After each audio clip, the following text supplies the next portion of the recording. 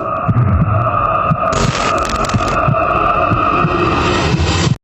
Babbling Heads podcast.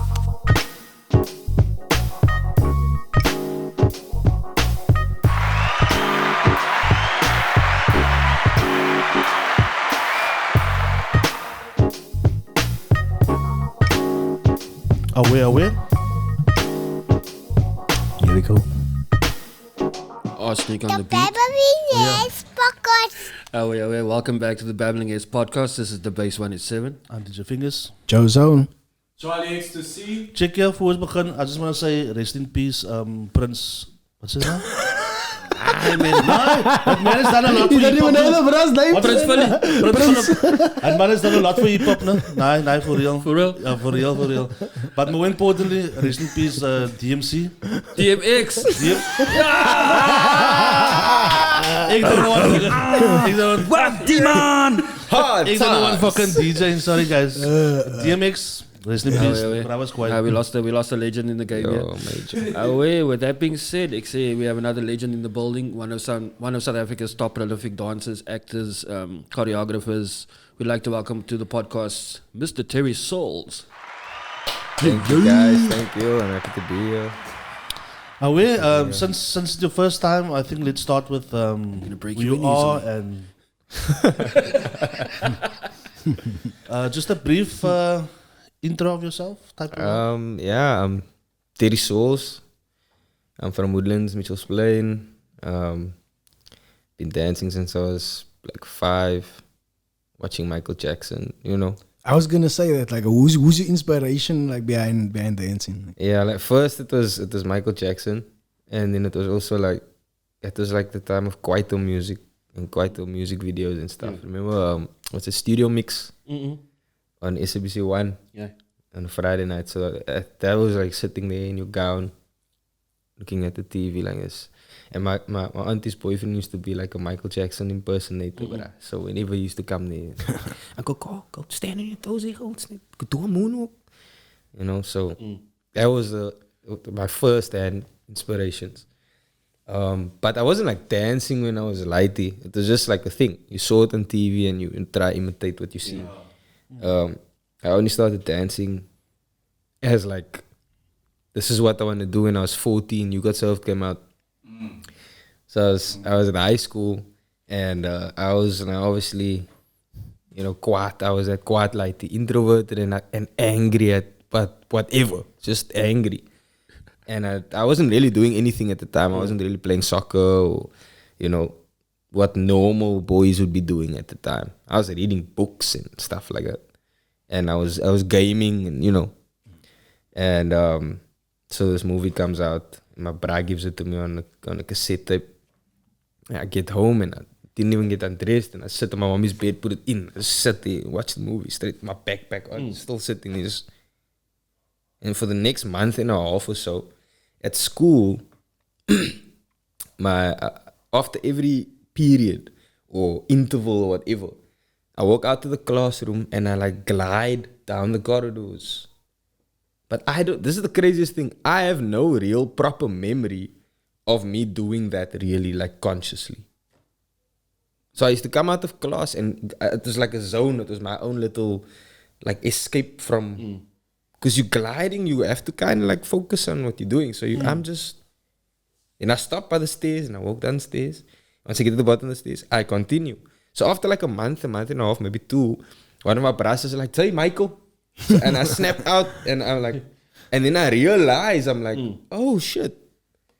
Okay. And then I think in that time, the friends that I grew up with, or the friends that I made in Woodstock when I was living there, the one was like into rapping and beat making. That's like Fruity Loops 2 came out then. Yo. Yeah. Way back. So he was making beats and Fruity Loops, and like he introduced me to like other rappers, not the mainstream guys, like Immortal Technique, Aesop Rock, Atmosphere, and those guys.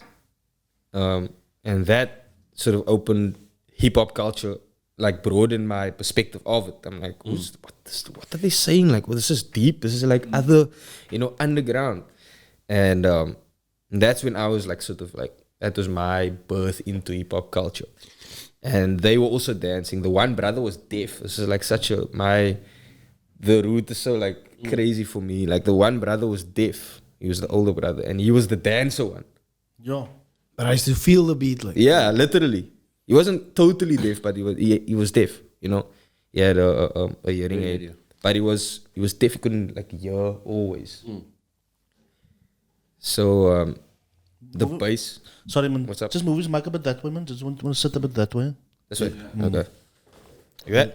Yeah, I'm happy with that. That way. Okay. Shot. And so I used to dance with them. And this is 2006, I think. It was this Red Bull Street Styles competition at CPUT in town.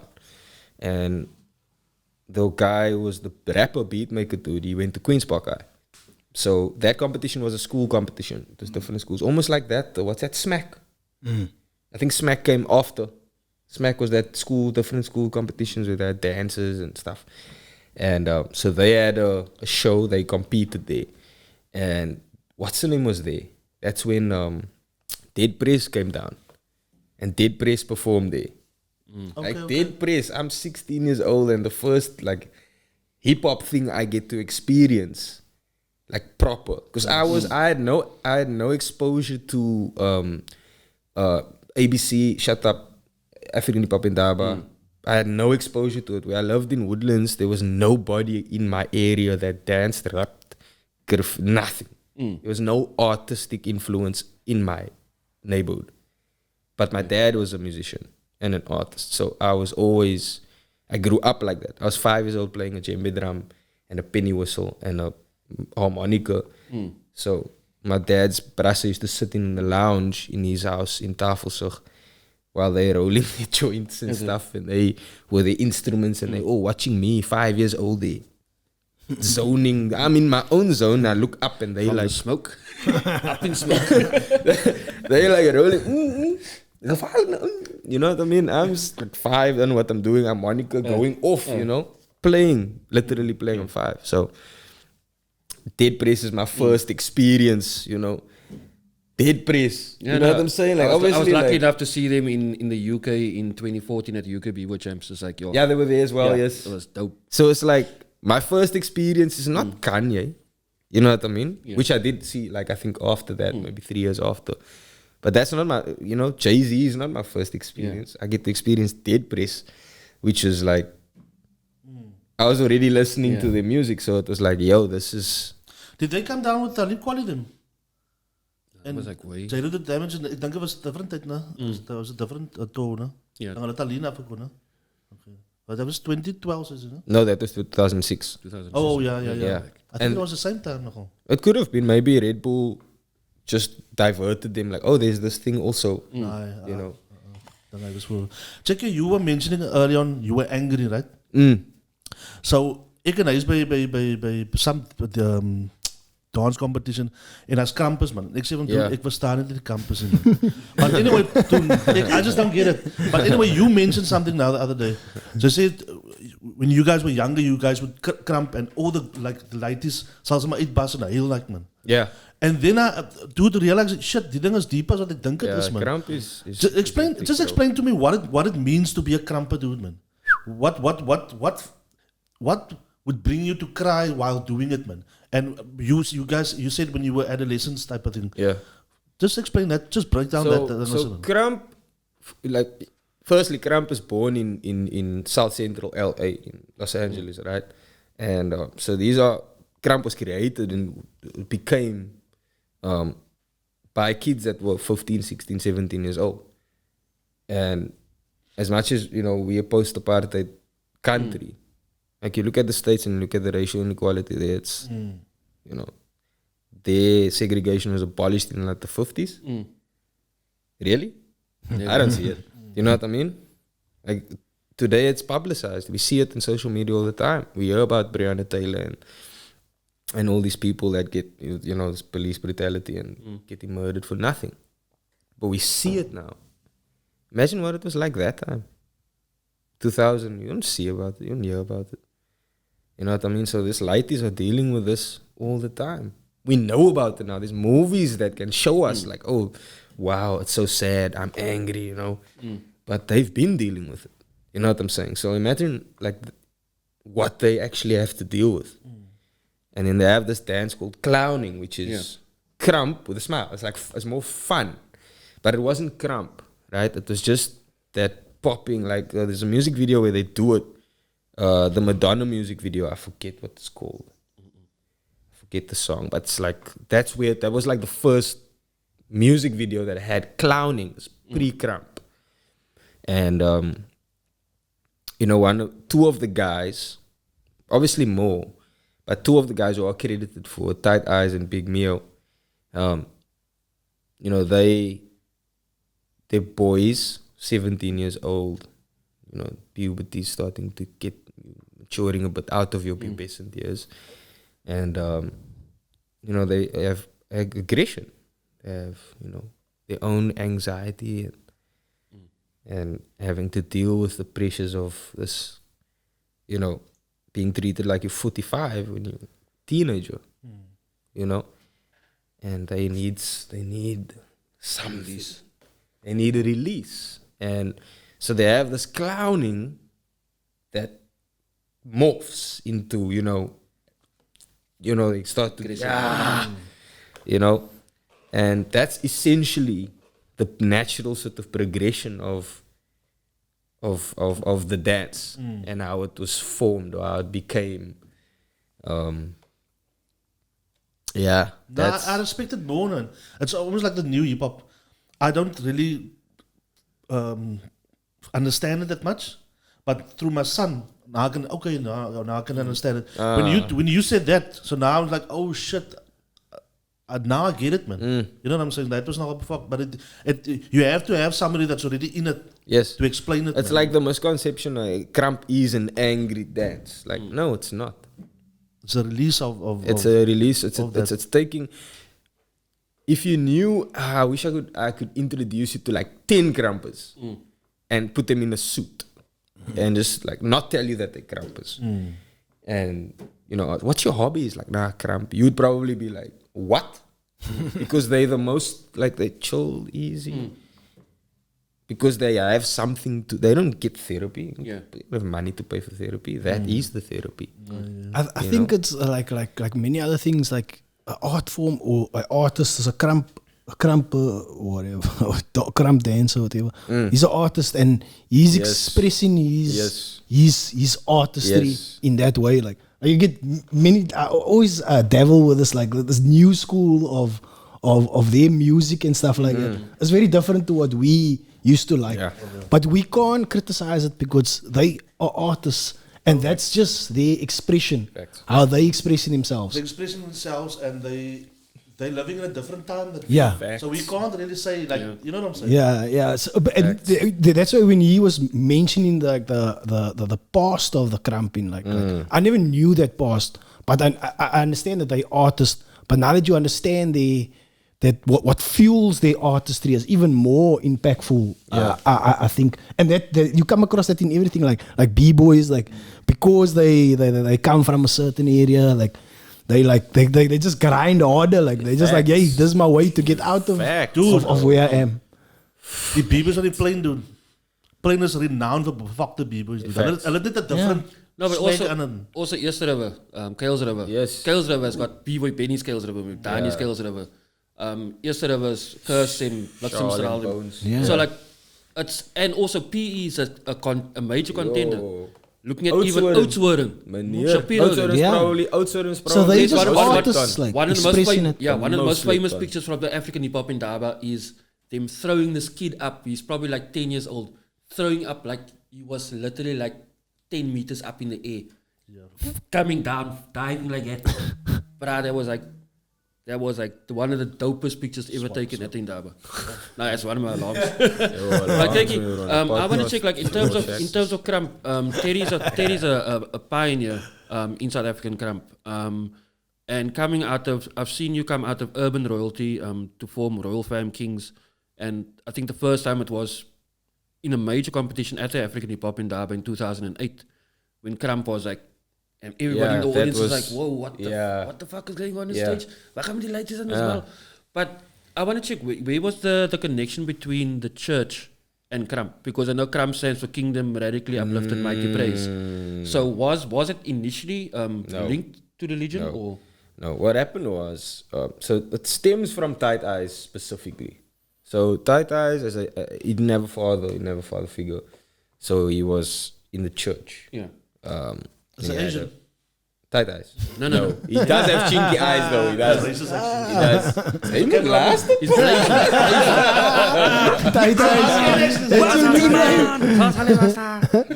No, he's, yeah, so. So he, he had like the spiritual father dude, and his crew. They were Cramp Kings at first. And that's how everyone got to know Cramp through like Cramp Kings, Stomp the Yard, and all the music videos, all the movies in that early period, like 2005 to about 2007, 8. And then what had happened was there was a guy who handled a lot of their business dealings. He was part of another church. okay. So they had like sort of religious differences. And Cramp King split as a result. Then Tight Eyes formed Street Kingdom, and he went on to form a group called Impact. So a lot of the guys from Cramp Kings went over to Impact, and so there was a split there.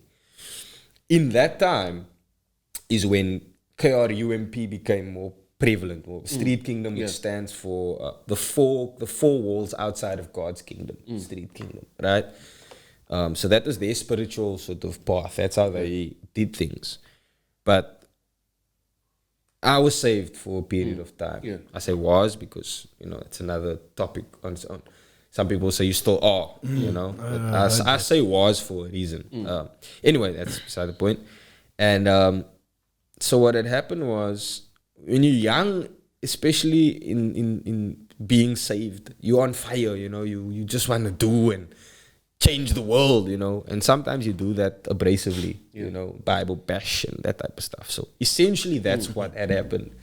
Crump became a form of Bible bashing.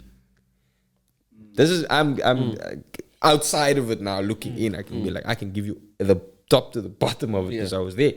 I was part of it. I was on fire. I did the same thing. And I saved myself from that.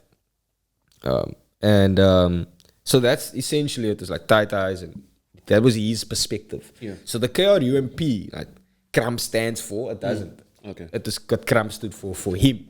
You understand what I'm saying? And other people that felt the same way. And but it did a lot of good.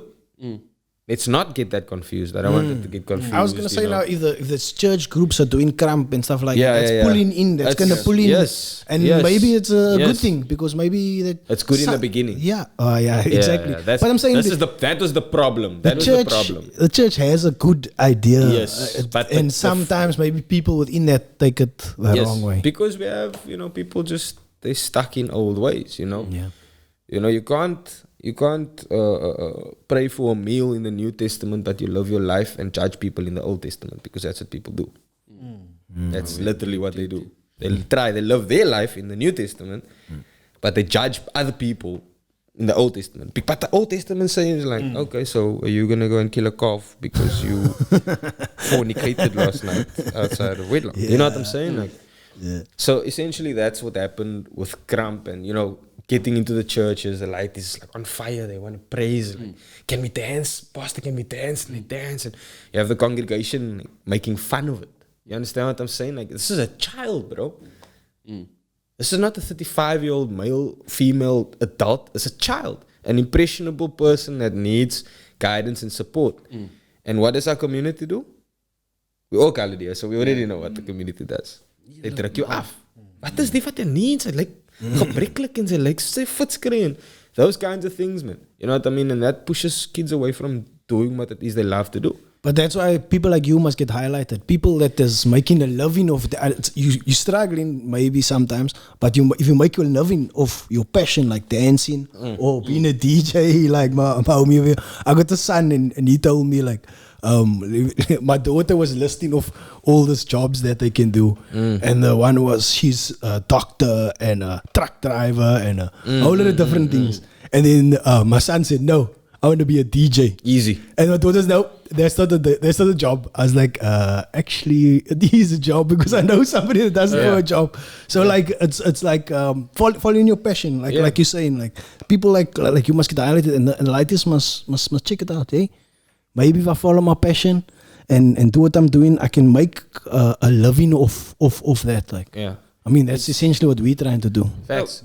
Yeah, with that being said, I mean, we often in our colored communities, our parents don't see the value of being a creative. Yeah. And with that being said, Teddy is not just a dancer; he's mastered multiple styles. If you're just looking at his various monikers that he goes by, Tea Time Teddy, Hound. So in crump popping, he's gotten national colors. He's competed nationally, internationally, representing those styles. And now he's taken on b-boying. But not just that, he's a professional choreographer. He's an actor. His side thing is he sings. So I've yet to hear. Being a creative, that's important. Being a creative, so there's multiple streams and avenues open to you. You're not just confined to being, okay, I'm just going to be a just b-boy. a dancer, Because you're seeing b-boys in theaters now, doing hip-hop theater, that's theater. dope. So, I mean, case in point, 2012, we had Terry as part of Mixing It Up. And Nice, man. For a lot of kids, it was their first time flying from Cape Town to Joburg to go perform at the University of Johannesburg. And ook al the legends we met there, we didn't know they blew up at a bit later. Reason performed there. Yes. In Cape Town, I think it was not 3 Months Cup, Ill Skills. Ill Skills, yes. Ill Skills was also on the bill. So they got to be in major theaters, and hip hop took them there. Things they started doing on street corners or in classrooms, gliding around over here. There is a path of progression. So it's like that. There's like you have, but you have to put in the time, the effort. To put in the time and the effort. Like I always say to the students that I teach and just people, just generally when people have complaints and stuff like that, I'm like, hey bro, you have to be uitgebak for this thing. Man. Not everyone is built for this. It's facts. It's facts. I'm not gonna sugarcoat it. I'm not gonna try and sell you dreams. I'll tell you can achieve. You can, but it's gonna be very difficult. And the hard work and what's gonna make it the most difficult is not even people externally. You yourself, you're gonna make it hard for yourself. That's something that people don't talk about. Getting in your own way. How have you found it? You've made it hard for yourself.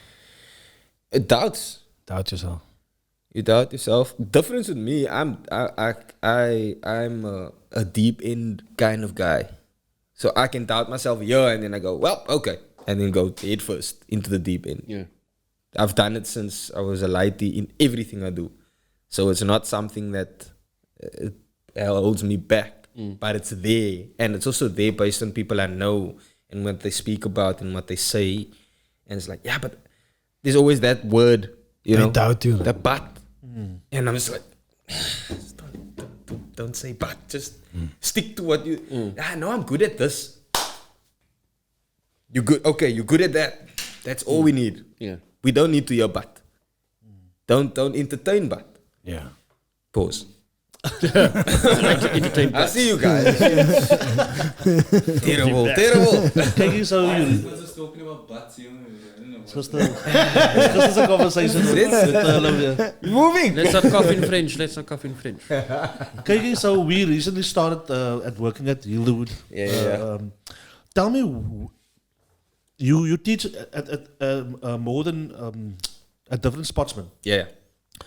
When did that that urge come to teach really, or is it just is it part and parcel of who you are? And this is actually an interesting story. In 2012, so from 2008 to about 2013, I was like cramping hard. Like that was like, 2009 I did this production called Walking in the Footsteps of Legends. That's where I learned like all the styles, the basis of like all the styles. So I was doing that, and then in 2010, so I was cramping since 2005, 6, and I kind of like took a break in 2009, and in 2010 I started again, and so around 2012, DJ Renegade from the UK comes down. And he's working with Concrete Apostles, and he's helping them with their breaking, fixing their form and technique. Oh, just a quick, we brought him down. Yieldwood brought him down for the African Hip Hop Indaba.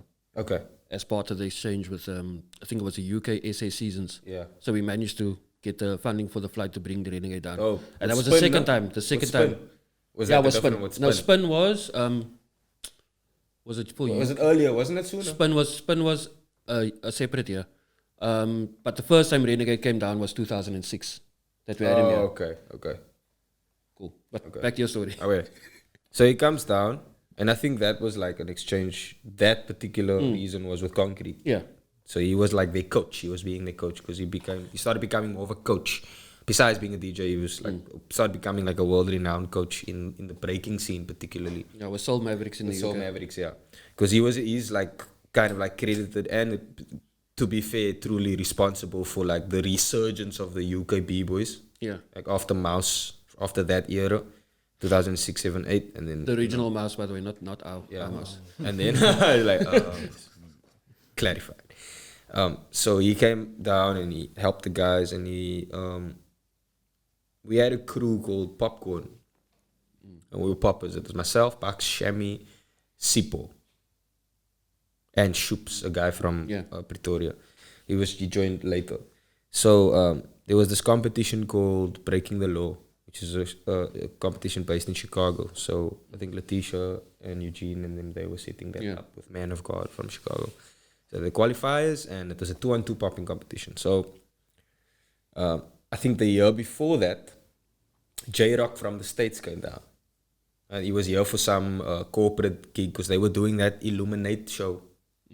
The guy with the black stage, and then everyone with like LED lights on. They were the first to do that thing on America's Got Talent. So they were doing that thing for Mini Cooper. So he was just here. He just happened to be here. So we were like, oh, bro, do a workshop. So he did a workshop. So he now connected with us as the 4 poppers. Like, okay, we the guys here at Poppers. Obviously, there's more, but you know, he's visiting here. He's touching base with us. For him, it's like, it's you. Yeah. So he teaches us some stuff. And, you know, he kind of like does this whole, you know, it's up to you. I'm like 21, like, I'm passing I the want to baton. dance. Let me dance. What do you mean it's up to me? I can't be up to me at 21. I must now carry the whole country on my back at 20. Like, relax. The Renegade comes, he does exactly the same thing.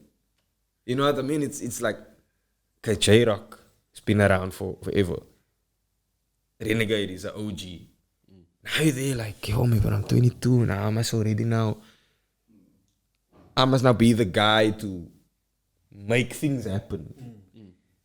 Fix technique that I'm still learning, you know what I mean? So from that time already, I was sort of thrust in this teacher position role, even though I wasn't ready. I had to, because I also looked at it from the realistic perspective, what they saw. I'm now looking at when they're gone, and I go, yeah, no one else is going to do it. So that's, I've taken on that mentality of, well, if no one else is going to do it, that's how I think. So if we're in a room and we're discussing, what does the dance scene need? And Charlie's like, yeah, nah, die mannen moeten dit. And the guys keep doing it. And I go, oh, okay. Right, ik ga het doen. I'm going to go, I'm going to do something.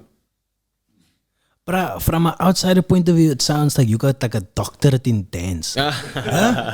Like you almost like you're on the forefront of crump, you're on the forefront of popping and locking. You dancing in theaters, all these type of things. You should have something. Is there? Somebody must give him a form of education for it or something like that. Is there a certificate they can give you? Maybe they'll give me an honorary, maybe in another 10, 15 years. My dad got it now recently. So Is it? Yeah. My dad is like a Khoisan activist as well. he's been since 90. His first book came out in 1998. Stories from the Street, I think it's called. It's a yellow cover book, and he writes Kuma poetry. Oh yeah, so that's my roots actually. Like my roots is like far beyond dance, man. It's very deep. It's weird though that we still almost like dependent on certificates from universities to be appreciated for what we've done. You know what I mean? Unfortunately, but you know what it is, like those pieces of paper that certify whether you can or cannot is not even an African idea. I think we need a podcast for that.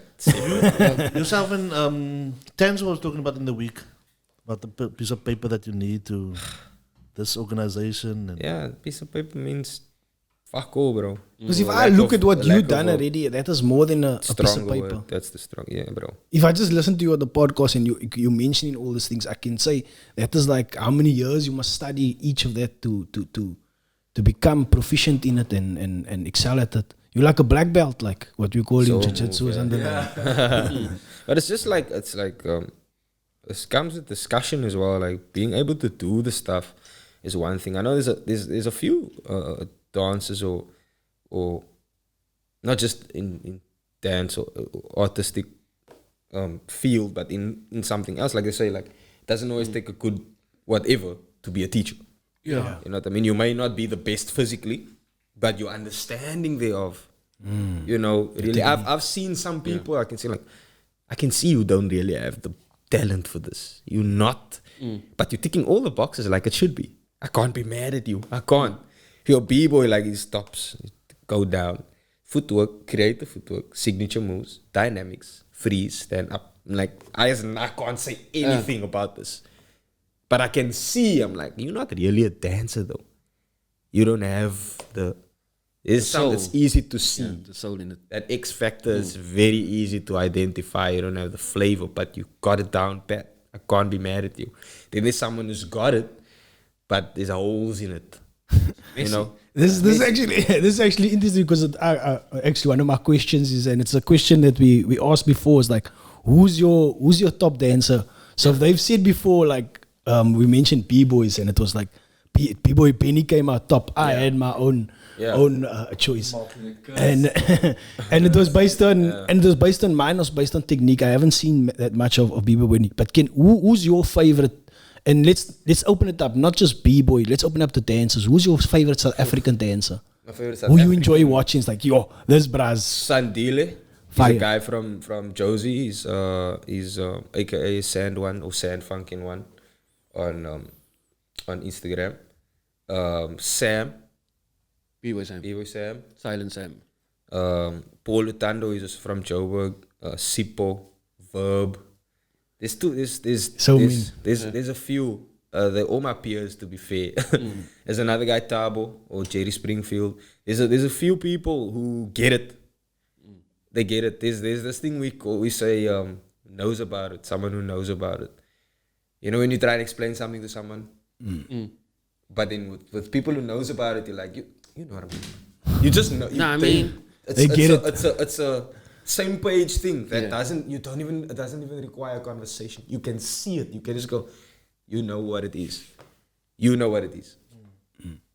You know what it is. And it's few. It's few people. Even when you watch, I'm a soccer fan, so I watch soccer and I watch certain midfielders and I can go, you know, Modric, Luka Modric. You watch Luka Modric play, you can see, you know what it is, bro. You know how to pass with every side of your foot. Because that's your job. You're in the middle of the pitch, so you need to be able to pass forward, back, diagonal, back. You know what I mean? If you're a left-footed player, you have to figure it out how to pass with your right foot. Or if you're going to play strictly with your left foot, figure out every way. If you're on your left and they're covering on your left, you have to turn your body so you can kick it with the outside of your left foot to get it. Like those kinds of things, man. You know what I mean? Like you can see when someone really knows about it and someone who works hard. It's not the same. Yeah. Some people work really hard to get to a level. That lighties used to irritate me when I was younger. Especially with dancing. You have a man that can come dance with you now, then you flare, flips and everything. You're like, yo, this man yo, it's gevaarlijk. Nah, but I'm gonna go play soccer now. You're like, ah! It's natural talent. Not, you understand what I'm saying? Like, that's not it. This is it, clearly. You know what I mean? And I've seen it as an adult, like, as the years have gone by with dance as well. You can see some people, you can just see it like, oh, yeah, no. This is you. Yeah, it's like the mixture of the two, of talent and hard work. Yes, and that's the ultimate. Like, that's the ultimate, and you don't really get it everywhere. Not everyone. But I think that the main difference over there is the one is working hard at it is not quite enjoying it, whereas these guys Possibly, do it, they are having fun, they're having a blast. It's like, okay, like you said, I'm gonna go play soccer. That's Emil, Tanzel, B-boys, soccer players, volleyball, baseball. It's like they've got multiple codes, and they weren't last. They were top. Yeah. Like if you must listen to Tanzel speak now, he'll tell you, I made Western Province baseball, Western Province soccer. Yeah. It's like, he was that good. and he can draw or something like that. And he's a graphic designer. Yeah. He's a documentary filmmaker. The nicest thing is when, It's like you don't stop. people like that, Uh, their walk doesn't represent what they do. I love that. To me, it's the best when someone. It's such a common thing that you can find in certain fields. Someone who's a soccer, like I always soccer. Soccer is the one, especially when you come from the ghetto. A lady that play kwai soccer, when you walk, you can see, he knows he play kwai soccer. I kop a swai. You know, you know what I mean? Like, you see someone who's a gevaarlijke plammer, man is in his overalls, bro. He's your wasses recht, your wasses, ik know was. You know what I mean? Like, certain fields, like people, like, the fight with your own ego is way harder. yeah. Way harder, especially when there's fame and recognition involved. So I always use, like, a trade. I always use trade as the analogy, like someone's an electrician is like, he's just like, ik doe mijn ding, ik maak mijn geld easy. Someone now sing kwai, like, I'm a singer. I'm really good and My musical speak my for walk. itself. Vibes like that, which I don't judge anyone. Yeah. But it's just something that I've observed with time. You know what I mean? Like, with art, it's a little bit different in that sense because, like, in the same breath, I say, like, don't act like what you do. When you were born. You didn't have a name. You were born. You just came into this world. You were given a name, and then you were still discovering. It's like, is this water? Dirt tastes like this. I'm never having that again. You know what I'm saying? And then eventually you start to do whatever you do. And you're still the person first. You're a human first. Do you know what I notice? It's like the more humble you see somebody in their craft, or the more they get humbled by their craft. You see there, I'm gonna pause you there. Don't mean to break your word. Yeah. But there, I'm gonna put that in my notepad right now, bro. The more, that is a poignant, bro. so the more humble they are by their craft, or the more they get humbled by their craft, the more they excel at it, I think. Yeah. Yes. You know what I mean? So if you like really take time and you get humbled by it over and over and over and over again, you get better at it. But if you don't lose sometimes, you just like all the time win. You sort of don't excel as Praat my much. een keer gesê, ons de DJ gemiet, ek en my chommy. Maar hy is een DJ nie, toe sê hy vir my, maar die braai is well traveled en succeed al baie. Toe sê ek sê vir my, kyk nou hoe hy is die braai. Die braai is net normal, hy waarin nie. Nou kry jy ander ouens wat breek hulle self weer. Ja. Maar agter hulle rigte, dan praat niemand. Die enigste wat sê hulle is kwaai is hulle self. Maar alle ander ouens sê, ander DJs al sê, die ding is op.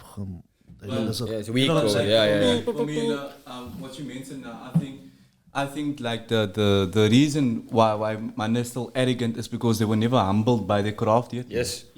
And that's where the arrogance come from. In nice waarvan the ego, the death of the ego. You know who kills the ego? It's your craft, it's your ego. Your ego is shut back. And you can also see it like in the progression of your craft. I mean, as an artist to grow. And this, I'll put my head on the block, but for me, the most humble person, besides Emil now, whatever, is Mac 1. That man, his craft has gone from doing letters, caricatures, stuff like that. He's on a his spiritual journey, and his art has morphed into one, brother. It's like you'll see this guy just doing random lines, and you'll say, we did a mural now for a poetry thing, a conference, an online poetry conference, and myself and Nantal had to film it while he was painting. And it's just watching his work come to life. The Footprint. That footprint in Is dat die klein mannetjes daar? Yeah. Dude. Where's this? Where's That's this? What you here, talking yeah, about? in Lakeland, close to BP. Is it? Were you commissioned to do it? No, not me.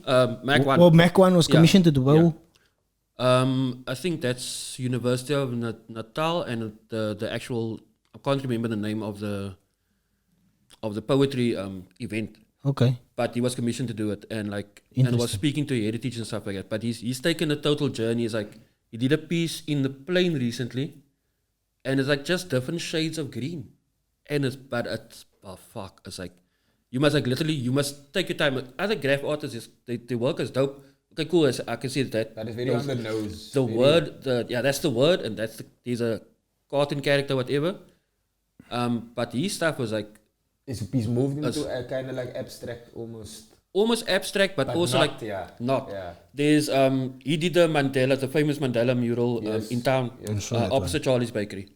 Then on the other side of the building, on the rear side of that building, because he wanted to put a message about District 6. But when the city approves stuff, they don't want to see certain images. He found a way to incorporate, but you have to look very carefully, like everything, the history of the harbor and the city, the 7 steps, everything is in there, but it's like, it's not like, yeah. It's not on the nose, yeah. It's not on the nose, it's like, as deep as, he's his like time. humbled, and he's definitely humbled by his craft. How long has he been doing what he's doing? Mac 1, I was in 30 years. Makkelijk 30 years, because I remember Mac 1 in Falco. I remember part of- Falco back in the day, Now- but I can't remember Mac They one, both, like. if you know so if you know TVA, the villainous animators, they were a collective of 3. I think the third person was Mantis. Ik kan het ook, Falco. Mantis, ja. Ik denk Mac ook. Falco Falco, Mac also in the 90s workshops ook. Yeah.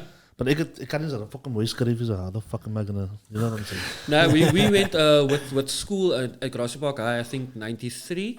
We went, obviously, they take you to the universities and to go do your career day or whatever, see what you want to go study. And Falco and Mac was there. I think they were doing graphic design at the time at CPUT. But yeah, I mean, back in the day, I know the first publication was called Dark Pages. You used to buy I remember that. photocopied black and white bookie. It like showed you how to graph your We must alphabet have and our stuff. own separate show just talking about like the history of hip hop, like but that's- Terry's talk time, yeah. And we- But it's quite interesting that the history of the hip hop is so much like that it goes on, because it's not only, you mentioned now the graph part. Yeah. You mentioned so for the earlier on we spoke about obviously the b-boying and stuff like that. And there's obviously the MCing part that you never even covered. Like, who's your favorite?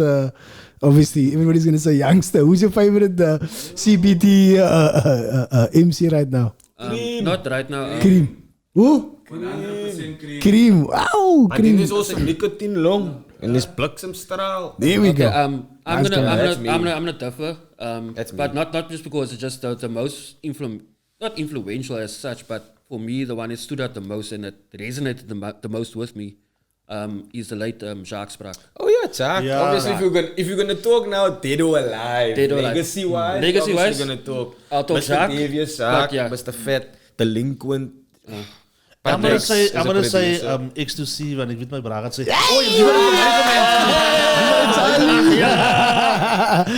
Yeah, but for me, active in the game.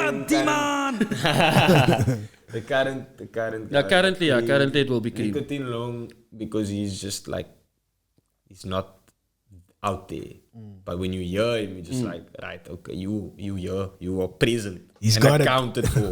Yeah, and But he's- you're not visible. That's He's the only usually with problem. SIP, no? With SIP, yeah. Woofcraft. Is it the Woofcraft production? Or is No, no. That's Cream them. That's Cream name. That's Cream them. But Cream then and there's also Chase. Yummel is, you know. Oh, Yummel is it. Like in terms of You know, there's a few. Yes, bro. but caps, Afrikaans rap. Yes. Maar is a few. Giga is ook daar, no? Ja, Giga. Giga also. There's a few. Personally, youngster doesn't make the top 10 list. He doesn't. It's interesting. He doesn't. I'm sorry. I'll tell you why. My personal reason as to why. I don't hate on him, just to make that clear. But he doesn't speak to me. He doesn't speak for me. That's interesting. And he doesn't speak for where I come from. And for everyone else of where I come from. And for the people that I'm associated with, he doesn't speak for where they come from either. So, and that's people from different areas. So that already, when you extend it and you broaden that vision and you look and you go, that's a lot of people that. This is he an interesting actually point doesn't because he's like he's not speaking everybody's message like. No, he's not. But And this comes across like if I take it over to comedy as well, like I have a certain message about being colored and you have a different message, you have a different message. Facts. And everybody's getting their message out. And like you say now, youngster's message is not necessarily my message. Sometimes his message is my message, but not all the time. Facts. But then that sometimes the message is, it's not his message. It's our message. It's our message. So he's gone somewhere. I mean, rappers do it. It's not unfamiliar, you know. I was watching this documentary that I was telling you about Hip Hop Uncovered, where, you know, it's literally these gangsters and old gangsters and people from the street that's basically come out and said like, yo, we worked with these people. That song that he did, that way he was dressing, that he was trying to be me. You know what I mean? And then now you're looking at this rapper and you're like, who are you emulating? That whole, whatever you saw that person as, you just like, that is a Bafakta document. it is though. Sorry, I cut your words. What you were saying? Mercy. A couple of one of our first episodes, we actually reviewed this. This is Young's things, by the way. Perspective said, Perspective said something, and I'm gonna just reiterate it. How do you represent the people that's so different, man? Facts. You know what I'm saying? If you're gonna represent Australians, it's gonna be easier. Yes. You get the Aborigines, you get the white people, but you know what I'm saying? That's two. Chinese. But with Koreans us, are facts. also so a mega moose, man. So how are you gonna represent? Because It's now. This is such a deep conversation. Let's Let's go there. We opening up that door. We might as well go in there. I never have time for this kind of type of stuff, and now I do. So, like I said, I grew up with my dad. Is someone that is very rooted in Cape culture. Yeah. He's colored. He was an orphan.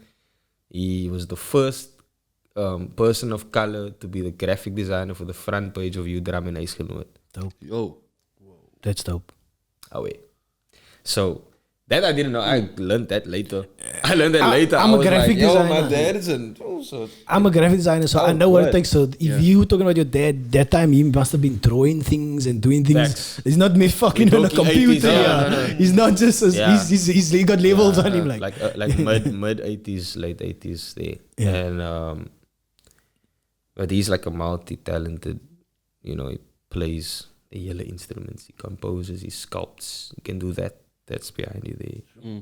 The house that we lived in Tafelsig would, if I could show you, the house that's what the house looked like this. The house, my bro. Instead of chalk, it would be pen on a white wall. For lack of a better term, as much as I love him, he's a man, like. The house was reflected. The light shade is paper mache. You understand what I'm saying? Like that's what I grew up with. I grew up with that. That is what I woke up and I saw that. I saw that freedom. I saw that, you know, art around me. That is, and the friends. So everyone is like that.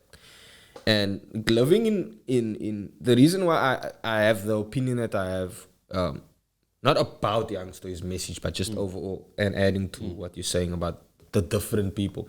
I lived in Tafelsig, I lived in Woodlands, I lived in Surrey Estate, I lived in Primrose Park, I lived in Retreat, I lived in Rondebosch, I lived in Rosebank, I lived in Woodstock, I lived in Kraaifontein, I lived in Sweden, I lived in Spain. So just in Cape Town on its own, I went from living in a gat, another gat, a shallow gat. Paddle. You know, Surrey Estate is not a gat. It's middle class. It's wealthy. It's wealthy people. And from there we moved to Rosebank, That's nice. On You understand what I'm saying? I'm from Tafelsig. Now I'm living in the Rosebank, 12 years old. Like, huh? No friends. Okay. Library books and Black Eyed Peas first album. That's what I had. And a CD player and my book, writing the lyrics down. That's what I was doing.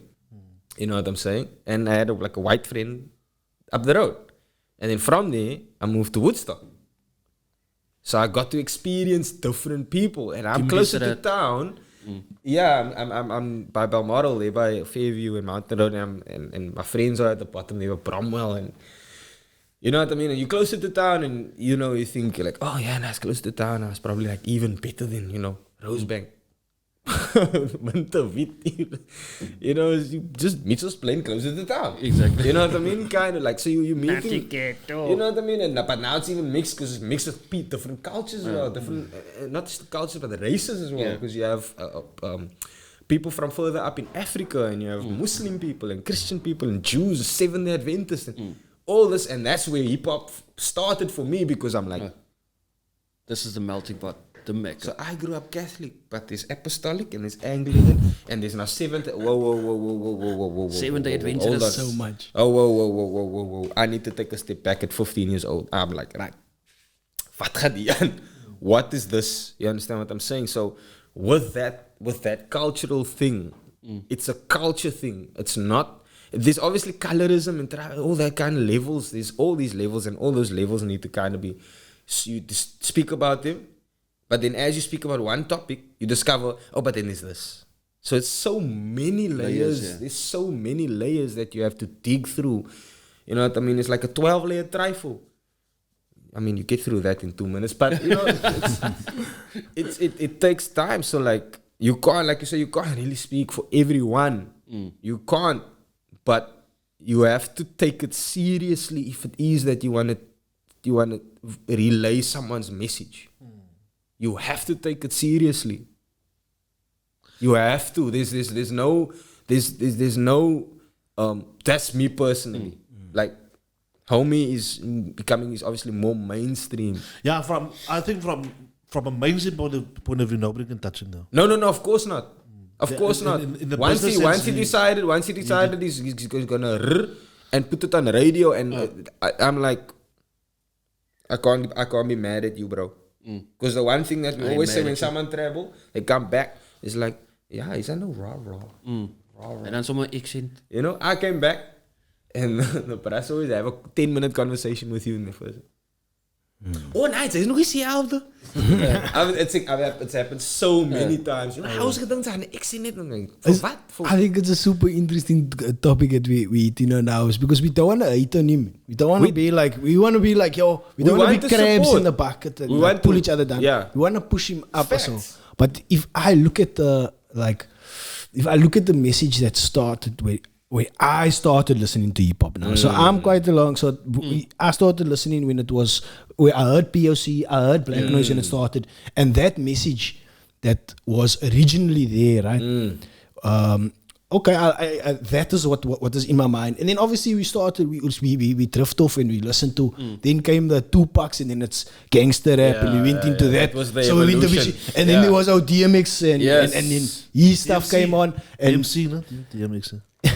and all that and all that time there was a South African hip hop artists, but if I look at like the things that stand out for me, it was first the Black Noise and the PSC in the beginning, and then there was a big gap, and then obviously Youngster taking it to a total different level. A total different level. Thanks. But we also got to recognize that his message is also not all of our message. Like and if and we do have we can question like saying but maybe not say that we do have it, right? We can't hate like no, we can't hate it. I think what makes it easy to have an opinion is because it's close to home, man. Yeah.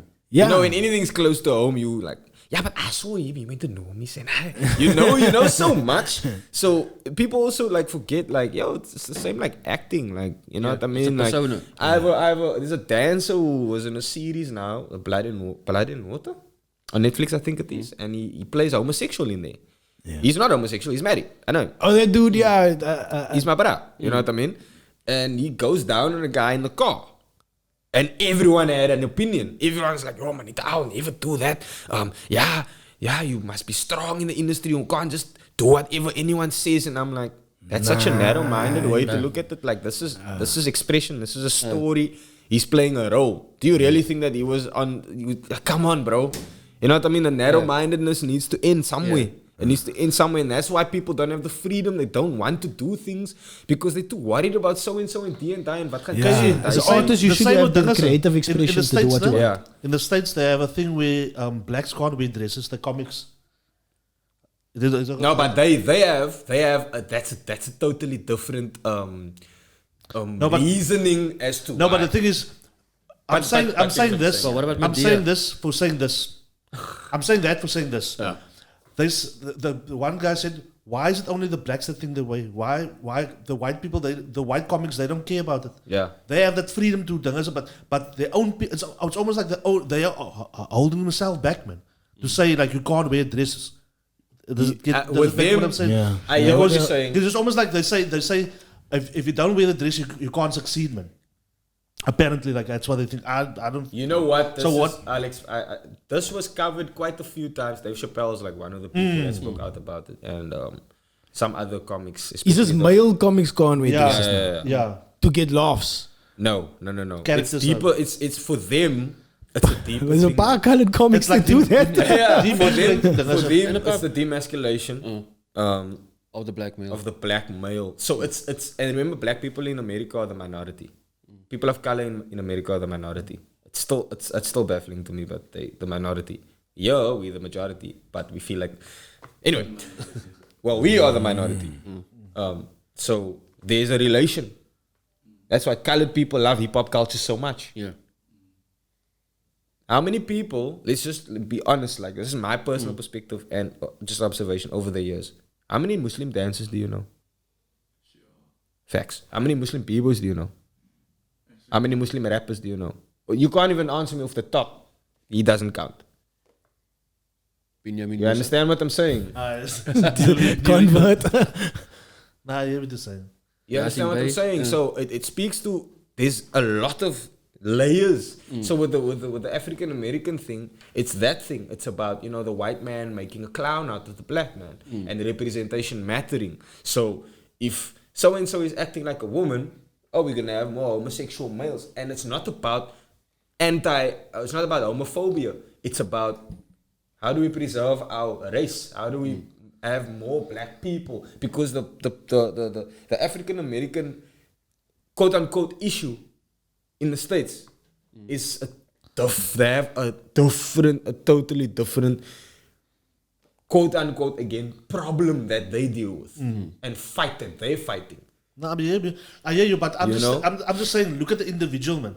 I get you. So why would it be okay for the white individual to do it without his community bringing him down and say, dude, you bringing us as white people down when you raise this? You know what I'm saying? But I hear what you're saying. There's a different fight. It's a different because fight, they're the minority. But I hear what you're saying. If you're taking it on face value, yes. What links into what we're talking about. I just feel from an individual's point of view, I feel like the white comics have more freedom. White privilege. Yeah, but the thing is, creative expression. But here's the thing. But don't you think that pressure comes from the black community on the artist or the comic and not the white people though? I think it's the comics feel like that more than anything. But wouldn't you say that with Tyler Perry now, one of the main proponents of wearing dresses, playing the character Medea, wouldn't you say that he's done so much now for the industry now, even creating his own movie house? Now that's empowering more black creators to be in there. So he's done the thing. It's like, yeah, but and Frank Ocean. But what I'm trying to say is the fact that they say the only way to change the system is to go within the system. But that doesn't work. Right? No. Okay, but like in order to learn the dynamics of Hollywood and studios. So he's gone in his land, he's done his homework, and now he's saying, look here, I'm going to do my own shit now. I've played to your tune for so long, now I'm having the freedom and the finances. You know the quiet thing is, before you go on, the plot that he got was on a federation, like a federational The army. There you see. He bought it basically. It was say 50. Oh, a decommissioned army base or something. Yeah, like but that. it was for the what was Military. military thing. Yeah, but the bottom line, like now you're getting to the bottom line. We're getting to the bottom line of things. It was actually a fuck you basically. That's why I bought that thing. Yeah. Because they Bottom were against the line white being people. Exactly the black bottom people, line, and he yes. said, "Fuck you! I'm gonna buy this land." Exactly the bottom line being that fight is in everything that people do there. You know what I mean? Like the conversation we saying like, oh, they don't wear dresses because it's bad representation. He's like, I'm gonna fuck you sideways every way from Sunday. Yeah. 7 ways from Sunday. I mean, I'm gonna do it. That's fine. I'm gonna get support. I'm gonna get money. I'm gonna buy this and I'm gonna take over. And Hollywood's smash things. Look, you can even take it further. I mean, if you're looking at the series you introduced me to, Ugly Delicious, if you're looking at the cultural appropriation of something as simple as fried chicken. Oh yeah, Southern fried chicken. It's like there's a one store, I'm not sure in what area it is. Oh yeah, but it's- KFC is like Halts. It's called Halts. oh Alt yes. And this tiny says, there was a quote in something she said, man. It's like, they asked that there's a rival chain owned by white people that now created their own brand. Obviously, the Halts is like one of the landmarks, like restaurants to go to, like for hot chicken. And hot chicken, I mean like spicy chicken, whatever. Yeah. Because they'll do the KFC style, but then they Buttermilk. with other makajalas like afterwards. It's like flaming hot chicken. It's like you can Spicy hot, spicy hot, spicy hot. So they said, she said now, okay, the interviewer asked her, the chef asked her, don't you feel angry that they've come and they've basically copied your formula? She said, look here, at the end of the day, if you do something with love, you do something with love and you do it happily. Yeah, It's an old time. it's an old tiny. And she says, bruh, it's like, what's the point? They created something where their people can come, they want to have a drink, whatever. I don't think they have drinks by her restaurant. No. But like they have a bar, whatever. So it's like very upbeat place where you can like get your chicken and your sides, whatever, have a beer and stuff like that. Very, very posh. Hers is like a shack vibe. Style vibe. Shack style vibe. But she says, look, Down south. we already have our reputation. We've got our regulars. People will still come back. So it's like you must like learn to let it go, but at the same time, know that you've done enough. But okay, now here's the question. I'm gonna flip it on you. Does that equate to podcasting in Cape Town as well? I was actually going to mention when Terry mentioned the fact that he started watching Michael Jackson. And I think in all forms of art and creativity, you start by watching somebody else. You emulate somebody else. But Terry no, mentioned Michael Jackson's name. Terry Yes. mentioned. Now, what I want to say is, basically, yes, you started by watching Joe Rogan, Joe Biden, etc. And he mentioned their names. And he mentioned their names. But now we have other so-called, I wouldn't even, not very creatives. Yeah, let's leave it at that. Let's leave it at that. But it's still creatives. Still Let's give creatives. them. They're still making an effort though. Are they being creative? By watching our shit and biting it. How are you being creative if you're Sorry, copying Terry, and we- pasting something else? If you take something and you change it slightly, that's being creative. It's actually called plagiarism. Plagiarism is a rule. It's a rule that you can change something. You have to change something like 10%. It's not even a lot. You can take a logo and change it 10% and you cannot get sued for it. Okay. It's not even, I don't know what the percentage is. But- if we had a Jamie here, we could pull it up. But We actually do. but my point is Gotta that sleep. plagiarism, if you copy something directly and not give credit to that, you can get sued. You can get into serious trouble. Same like a book. If you do an assignment at tech or something like that, and you get your sources and you don't mention your sources, you can be held liable for that. It's simple. It's everywhere. But here's It's the called thing. plagiarism. If you do it If somebody wrong, tells you're you, doing it wrong. and if somebody goes and put a link behind, like in your comment where you advertise in Your your post. podcast, and we're saying, dude, we've done this already, like, and we've got episode 2 of the conversation, and you delete it, then you actually, they say, no, like, nah, dude, I know about it, I know what I'm doing, but I'm gonna ignore it. You know what I'm saying? Yeah. That's actually anyway. Anyway, plagiarism is bad, guys. Don't do it. No, dude, it's gewoon to be here. I don't really care. I need to go at 1. Okay, Okay. no worries. Okay. It's not Sounds like a Brian McKnight song, yeah. So we're Back gonna at we're home. gonna continue back at while one. Jokes. Where's like, Yeah, so that we reverse back to that, you know, the perspectives thing, you know, different the melting pot of our quote unquote colored community. I hate that word. Yeah, it's an experience thing. You speak about what you experience as a rapper, I believe. But like you say, we cannot be mad at him for being successful. I think that is such a slap in the face to just be mad at someone for being successful. That's the stupidest, the dumbest thing. Just overall, it doesn't even matter what you do. I'm waiting for the next brother now. I was about to say, like, He's okay, that level now. Yes, We need you know what I'm saying? With a different, with saying something else, you know, Different message. So different from a different I'm place. thinking you know? maybe his team should work on the next guy. They are working. I think but they got a few guys. They've got a few guys, but Yeah. they more focused on girls. the rap aspect than I think like the cultural hip hop aspect, which is also fine. We can't keep trying to like sort of put a noose around people's neck and be like, oh, you must represent us. Like, nah, bro. Like, you know, on my phone I have so many different kinds of music. I'm hip hop though. You know what I mean? But I don't only have rap music on my phone. yeah. And if I do have rap music, I will have is a Black Thought track on it, is the Roots. And then there's Playboy Carti. Mumble rap. You know what I'm saying? Like, and I fucks with the song. I fucks with the music. Like, From a business sense. because I'm like, oh, the slaps, because I'm a dancer. So I'm like, oh, it's lickers, oh, it's vibey. And then Black Thought is hitting me with, yo, Consciousness. punches of the flows, of the similes, of the metaphors. And you're just like, yo, that's some dope shit. But I fucks with this, so. It's so vastly different, you know? So, Eclectic. Here we go. but it's hip hop. It's Like you hip-hop. say, if you go mainstream, like from a business sense, that is a better. Yeah, It's bro. a better You need sort to of eat, a payday. man. And I mean, if you look at what he's done with like the street fever deal and stuff like that, there's a lot of other colored ladies is looking at that. Like, Yes, yo, bro. Bro, if he can do it, I can also have my own brand and stuff like that. So It's that not opens just the the floodgates music, up yes.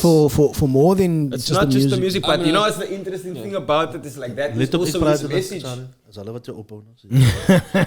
That is also his message Yeah. though. That street fever of clothing, style, fashion. That is his message. So it's dope. Like that fits in in. real life, he's also like doing it. You know. Yeah, one thing that many of you might not have experienced pertaining to youngsters, we did a school tour with him, his first school tour with him, middle and youngster.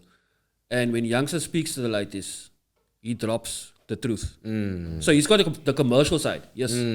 But like one of the things he told the kids is like, look here, you being set up to go to prison. You being set up just to do the least. You're not set up to be the next president. The owners. You're set up to be the ShopRite packer, Yeah. Yeah. the checkers, trolley pusher, whatever the case, the car guard, Die the Mexicans security. in America. Yes. No? The I was worker. like, Yeah. But so that's where it's like, where I know is like, he says, look at Grand this, worker. this here, it's quiet, Yeah. it's flashy, it's on TV, it's making money. But at the end of the day, you have to work your gut off to get here. So he's not selling them pipe dreams and saying like, nah, Yes. no more Mark Full and shit Hy like praat that. ek Yes, van hy. yes. Yes. So like, there he comes through, and it comes across a In lot in reality. this particular album, in 3T, like when things take time, when his grandfather gives like a lot of anecdotes and says how things were, and it's like, I think there's even the one thing, they have the intro of, they've got a clip of Stachy. Yeah. Yes. Yeah. Yes. So it's like, yeah, wat man kaap te kom, wat hulle vir ons gemaak, fokkolie. Hulle het ons gesteel, hulle het ons beroof en al die kak. So maar ja, with that being said, That's a song van Ribik. Jan van Ribik. Jan van Ribik. Yeah. So. Ribik. so from us, the Babbling Heads podcast, we would have loved to take it further, but unfortunately Charlie has to be back at before once. we It's a say good one. goodbye, I just want to So say part 2 no? Yeah. Thanks. Yeah, I knew this was going to be a dope podcast. As also in Toronto, dan praten ze je wereldse kak. Was het een mega gesit zijn? But definitely next time, dude, we'll definitely have a part 2. But thanks for doing this. To the Yeah, previous. I'm glad that I could come through and Oh yeah. Shabba ranks. Alright, till next time. DJ Peace out. Fingaz. Peace. Peace. JoeZone. Safety boots.